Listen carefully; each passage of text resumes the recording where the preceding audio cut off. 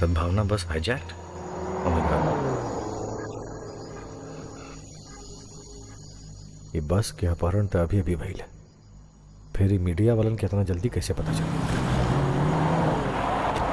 SP साहब, सद्भावना बस यात्रा के सुरक्षा के जिम्मेवारी राउर रहे, फिर ये बस हाईजैक कैसे हो गई? आप देखिए, बस के अपहरण के खबर हमके अभी अभी मिलेला, वो भी मोबाइल पर मैसेज के द्वारा। तब चलिए, कम से कम आप मान तो रहे हैं कि बस हाईजैक हो गई है। इसका मतलब ये कि पुलिस की कार्रवाई सख्त नहीं थी और बस का अपहरण हो गया। ये सरासर झूठ है। सुरक्षा में कोई चूक नहीं थी, मैं खुद सेफ्टी कवर कर रहा था। फिर इतना बड़ा हादसा कैसे हो गया एसपी साहब? देखिए, उसको संयोग कहिए या आतंकवादियों की सुनियोजित चाल। उनके द्वारा फेंके गए कीलों से मेरी गाड़ी पंचर हो गई और मेरा बस से संपर्क टूट गया, जिसकी वजह से आतंकवादियों ने बस का अपहरण कर लिया।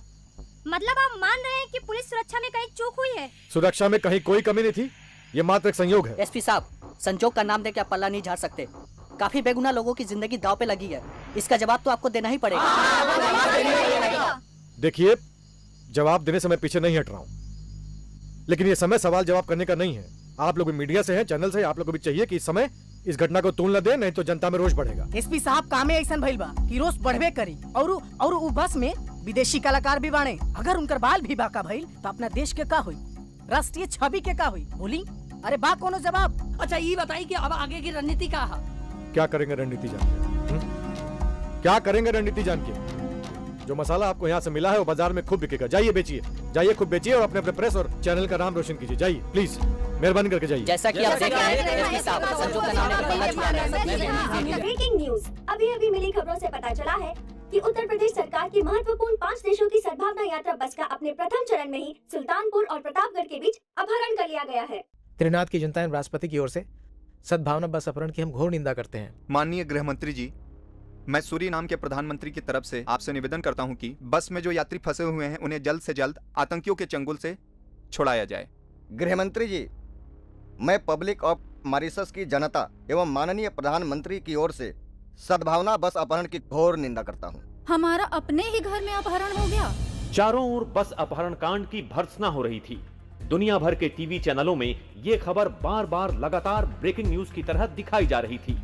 सरकार की नींद हराम हो चुकी थी। 24 घंटे के भीतर अगवा हुई बस को खोज निकालने की जिम्मेदारी कानून और व्यवस्था को सौंप दी गई। मिस्टर माथुर, आप जैसा जाबाज, समझदार और काबिल ऑफिसर के रहते हुए भी बस का अपहरण हो गया और पिछले 3 घंटे से बस का कोई अता पता नहीं। जमीन खा गई या आसमान निकल गया उसे। सर, हमने पूरे इलाके की घेराबंदी कर ली है सर। अब उनका बच निकलना नामुमकिन है। हम बहुत जल्दी उनको ढूंढ लेंगे sir. Shame shame mister Mathur, shame shame. शर्म आती है मुझे अपने डिपार्टमेंट पे। ये मामला केवल देश का नहीं है, विदेश का भी है। हर तरफ मेरी थू थू हो रही है। क्या जवाब दूंगा मैं मुख्यमंत्री और विदेश मंत्री को? है कोई जवाब आपके पास? है कोई जवाब? कुछ भी कीजिए, I want result. Okay? Yes sir. जय सर। गाड़ी रोक अब्दुल्ला। यानी मदद। अभी बस तो पुलिस थाने जाके ही रुकी। हम कहा थाने गाड़ी रोक। कसम परवरदिगार के, जब तक हम राजेश में जान बा, हम ही बस यात्रियों का कुछ ना होई दे।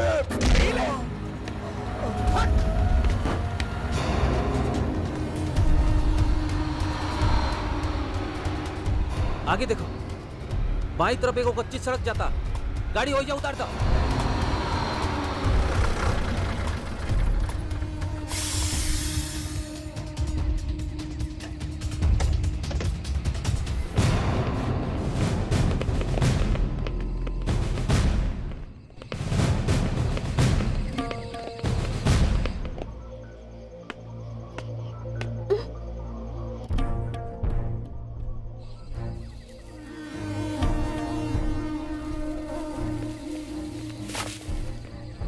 पुलिस नीचे नीचे नीचे नीचे नीचे और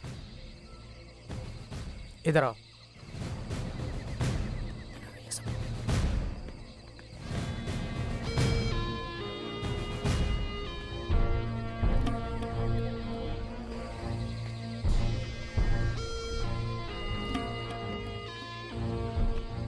लगता है यहाँ कोई नहीं है, चलो।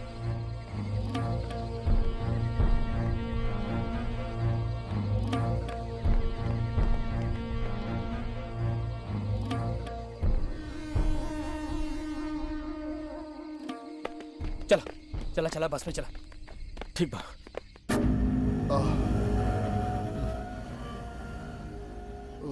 हे!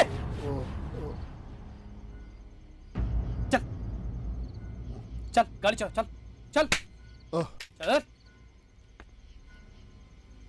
चल स्टार्ट कर चल।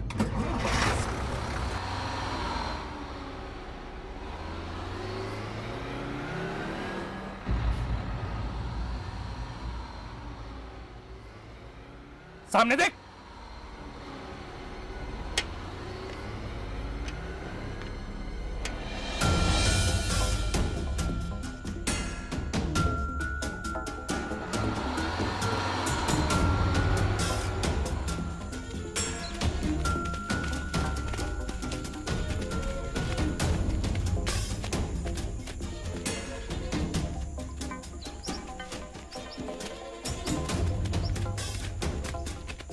तुम इन लोग को लेके उधर जाओ। यस सर। बाकी इधर आओ। Follow me.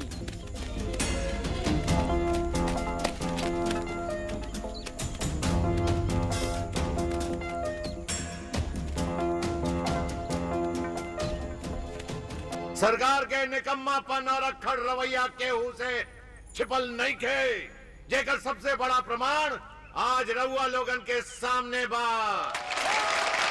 जरा सोची, उस सद्भावना बस के लाचार और बेबस यात्रियन के बारे में जे आज 5 आतंकवादियन के संगीन के नोक पर सांस ले रहल हुए। उ लोगन के साथ अगला पल का होई, वो मासूम लोगन के पता नहीं खे। काहे जो उनके जिंदगी के आस और सांस के डोर सरकार के हाथ में बा। अगर ई सरकार चाहिए तो 5 आतंकवादियन के बदले ऊ मासूम बस यात्रियन के आजादी दिलवा सकेलन। जनता जनार्दन होला।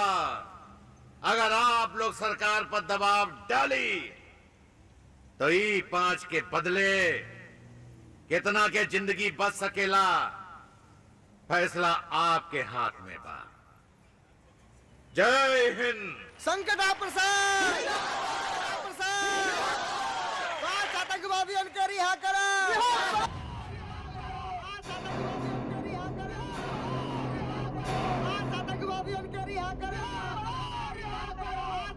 ससुरा विधायक संकटा प्रसाद मन तो करता रिवॉल्वर के कुल गोली ओकरा सीना में उतार दी।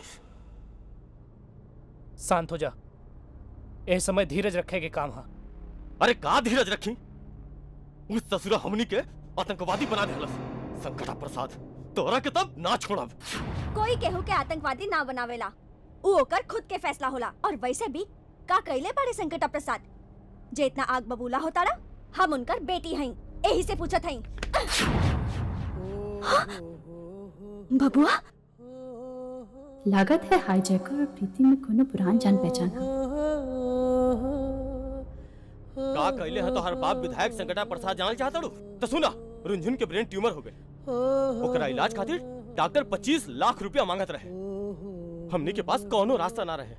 हम बाजार वाले गांव वाले मिल के भी 25 लाख रुपया की व्यवस्था ना कर पोती।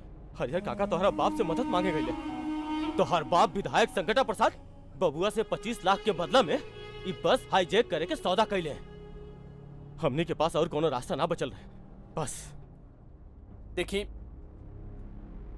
अब हम सब विधायक संकटा प्रसाद के मनसा जान ले बानी। अभी बबुआ रउआ लोगन से वादा करता, चाहे हमार जान काहे न चली जाए, लेकिन रउआ लोगन के बाल भी बाका ना होके दे। एह बीच अगर हमरा से कोनो गलती हो गई हो तो हम हाथ जोड़ के माफी मांगता नहीं।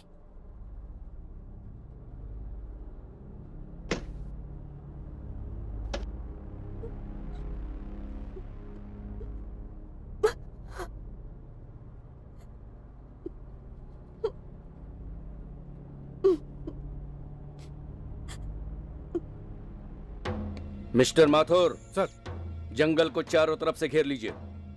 हेलीकॉम ऑपरेशन चालू कीजिए। सर। चप्पा चप्पा छान मारा, बस कोनो चीटी ना है, ये गुम हो जाई। ओके? जी सर। जैन सर।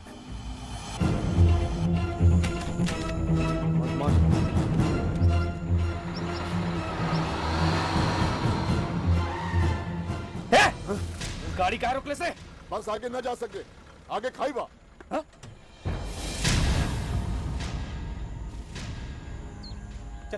चल सुनील, सबके बाहर निकाला। चल चल चल चल चल चल। या अल्लाह मदद। बाहर बाहर बाहर लाइन से। चल चल चल। चला नीचे नीचे नीचे नीचे। करके उतरा सब। बाहर निकल। कोई होशियारी ना चाहिए। चला चल चल चल चल लाइन से चला।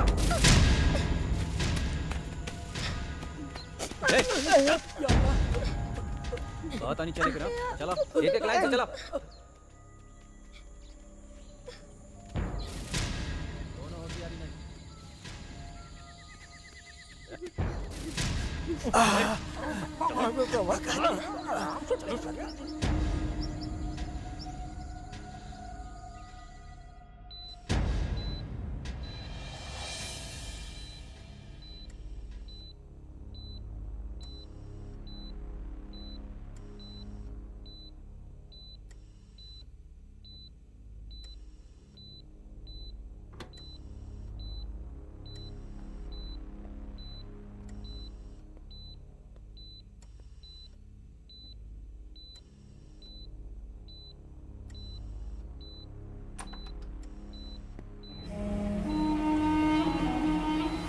माई बाप भाई बहन के सद्भावना मिलन के बात हो गई होके तो कुछ काम के बात हो जाए। हमरा के अंदेशा रहे कि तू वापस आ जाइबा, यही खातिर हम पहले से सतर्क रही। बबुआ संकटा ते अपने बाप पर भी विश्वास न करेला, और फिर तू तो अनजान बाड़ा, और वो भी नया सुपारी लेवे वाला। हार भटकल वाजिफा। बाकी शतरंजी खेल के हम बहुत पुरान खिलाड़ी बानी, एहे से हम सह और मात के चार। ए बैठल रहा बबुआ। ए भैरवा। जी मालिक। एकर माई बाप के आपन गिरफ्त में ले ले, ससुरा हमरे से साहूकारी करता। हम 25 लाख दे ले बानी काम पूरा होए तक, तब तक ये लोग हमरे गिरफ्त में रही। सोचला, फैसला तोरे हाथ में बा। करार में नेपाल बॉर्डर के बाद तय रहे, याद आइल? ए भैरवा। जी मालिक। पकड़ इन करा के। ए भैरवा। कल्लू प्रसाद उर्फ भैरवा, एगो बात याद रख, हमरे माई बाबू बहन के छुअल तो बहुत दूर के बात बा, तोर नजर भी टिकी ना, तोर आंख कान काट के कुकुर के खिया दे। और हाँ संकटा प्रसाद, तू हमार कुछो ना उखाड़ सकेला। तोर हालत तो सांप और छछुंदर जैसन हो गइल बा। तोर बिटिया जो संगीत नाटक एकेडमी में पढ़ेली, पता करा उ बिया की केहू किडनैप कैले बा। और हाँ, आज से हमरे माई बाबू बहन के जिम्मेदारी तारा ऊपर रही। इनकरा खरोच भी आई तो हम बुरा मान जाए।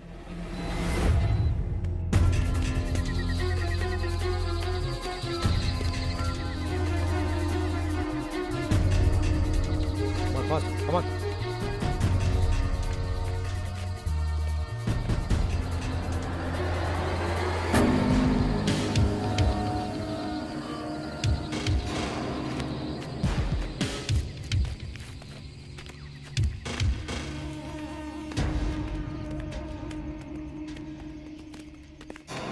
Hey, रुको।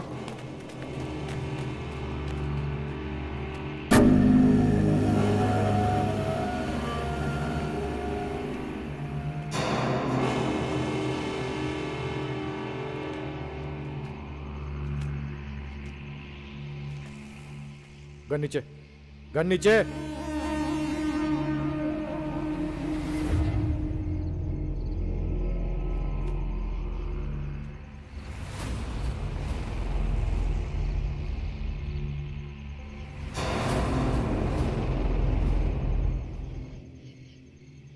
तू हुए हवा ना जे आतंकवादी के गिरफ्तार करो ले रहे? बबुआ नाम होता, राइट? हाँ, हम हुए आई। एक तरफ तो तू आतंकवादी के गिरफ्तार करवाओ तरह, और दूसरा तरफ भेस बदल के ओकनी के साथ देता रहा। ये डबल गेम खेले के का मतलब? हम कौनो डबल गेम नहीं खेलता नहीं एसपी साहब, और ना ही उनका साथ देता नहीं। वो आतंकवादी कालो माँ दुश्मन रहन और हमेशा रही हैं। और रहल बात वेशभूषा के, तो अपन बहन के इलाज खातिर एको काम की बेड़ा उठौले बानी, उहे करतानी। ई काहे नहीं के कहत कि आतंकवादियन से तू सौदेबाजी कैले बड़ा? ये झूठा, हम कौनो सौदेबाजी नहीं कैले। हम खाली बस के नेपाल बॉर्डर ले पहुंचावे के जिम्मेदारी ले ले बानी। एक जिम्मेदारी ना, गद्दारी कहल जाला। अपना माटी से गद्दारी, ये देशद्रोह। एसपी साहब, अपन जवान संभाल के बात करें। रउआ जगह पे केहू और हो कितना तो अपन जान से जाई, बाकी सच्चाई ना। तो कहा सच्चाई? कहा सच्चाई? सच्चाई है कि विधायक संकटा प्रसाद हमरा बहन के इलाज खातिर हमरा के 25 लाख रुपया देले रहन, और ओका बदले में बस के हाईजैक क के नेपाल बॉर्डर तक पहुंचावे की जिम्मेदारी देले रहन, और कहलन कि एह से मौजूदा सरकार गिर जाई और उनकर पार्टी सत्ता में आ जाई। एकरा आगे हमरा कुछ नहीं के मालूम। वाह, तो हर दिमाग के तो हम दाद देता नहीं, लेकिन एगो बात तू अच्छी तरह समझ ले। और बस यात्रियों का जान जोखिम में डाल के, जिमन कुछ विदेशी यात्री भी हमें, अगर कुछ भी ऊंच नीच हो गई तो हमारे देश के माथे पे कलंक के टीका लग जाई, और जिम्मेदार खाली तू होगा। ना एसपी साहब ना, अतिथि देवो भव कहल जाला। चाहे हमार जान काहे ना चली जाए, बाकी अपन देश के आन बान शान पे कब्बो आंच ना आवे दे। रउआ निश्चिंत रही। अब यात्रियों की सुरक्षा सिर्फ रउआ कंधे पे ना, बबुआ पर भी बा। बस हमरा के आज जायद ही विश्वास करें प्लीज।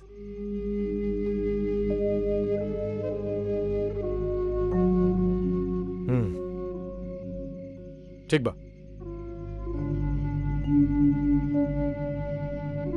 All the best.